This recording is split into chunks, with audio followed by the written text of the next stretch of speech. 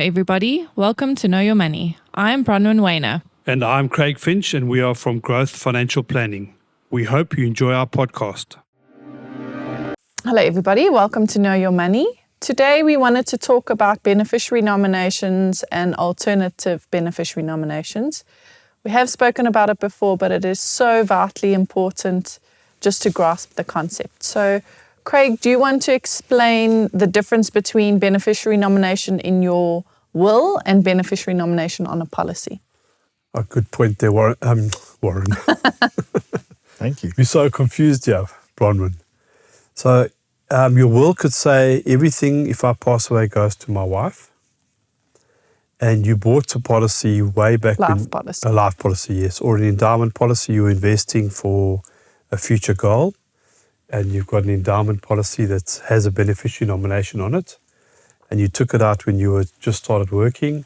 And when you took it out, you made your sister your beneficiary because that was the most important person in your life. And now you've got married and now you haven't reviewed your policies.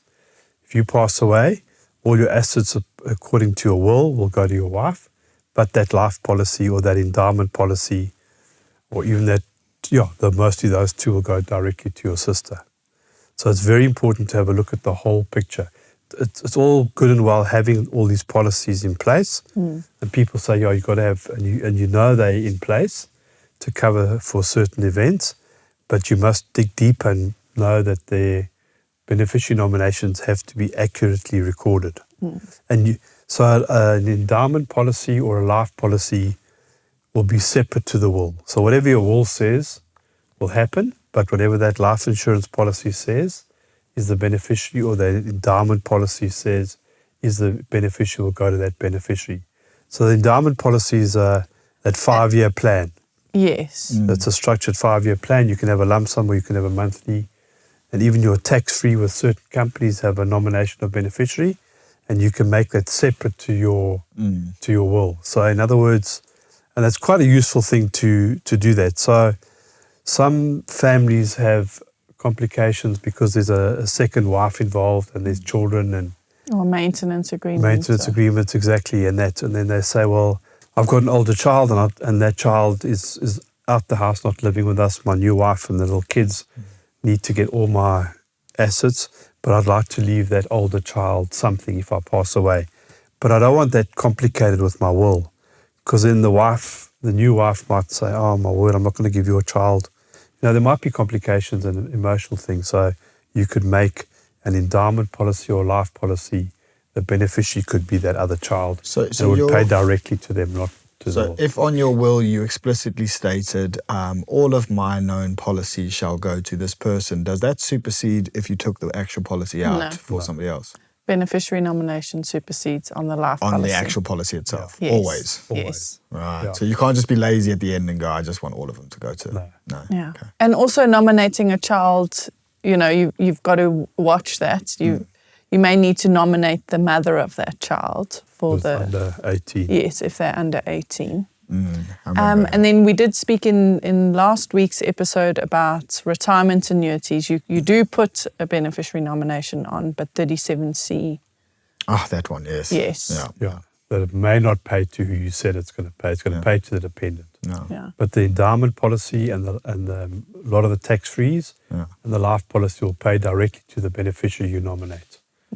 So that's also important with the business assurance stuff, which we'll speak about at some stage. But the point is you need to look carefully at who you nominate as beneficiary, especially for old policies. Yeah. Or as your circumstances change, that should be a discussion point with your financial planner. Can you only have one life policy on yourself? No. So you could effectively have, if you have 2 kids and a wife, you could decide that you wanted to. You could have 3 life policies and pay out to each of them. Yeah. And even on that life policy, you can have more than one beneficiary. So let's say it's 3 million rand. You can say 33% to my wife, 33% to the estate, and 33% to my 25-year-old child. Yeah. So you can break up that nomination. And then a good point to that is on the endowments, and I'm not sure if it's on some of the life policies, but you can have an alternative beneficiary, which is such a useful thing to do, and we would recommend doing that all the time. So if it's not my wife, this is who I want the beneficiary to be on that policy. Would that be put in place if your wife passes at the same time? Yes. Is that Good why point. it's if it's Very not? good point. It's Yeah. not Yes. just, it's not going to be her anymore. Yeah. Yes. So I've got this endowment policy. Yeah. It might be an international endowment. It might be a local endowment policy. If I pass, it goes to my wife. But if we're in the airplane together, then who does it go to? It goes to, and then you can nominate, say, your children or somebody else as the alternative beneficiary. Very good idea to do that. I think, I don't know if it was a policy or if it was one of the Alan Gray funds, but the lady who worked from Alan Gray who came on talked about having the Candace. alternate. Yes, Candace, Yes. yeah. She Yes. talked about having an alternate Yes, there. very Yes. important. Yeah. And then also just another note on the alternative beneficiaries is in your will. So, often we plan for, in the event of my death, everything must go to my wife. If we both pass away, it must go to my children or into a trust for your children.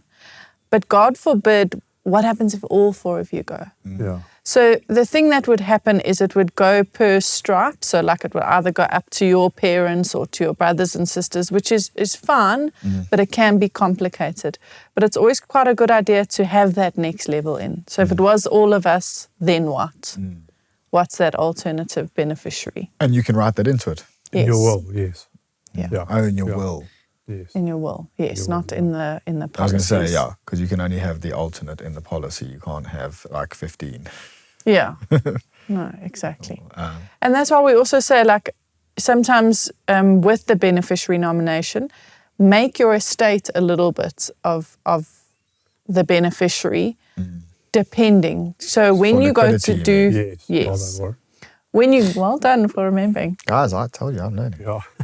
When you go to a planner, they do a financial needs analysis for you. So they tell you what you need if you pass away. They tell you what you need if you're sick, etc., etc. But what they also do, if you give them all the information, is a liquidity analysis. So if you, Kirsten spoke about it in our legacy protection plan, these unexpected costs that you don't think Yes. about. Yeah. The legacy protection plan can cover that, but so can a life policy if you nominate the estate as a beneficiary.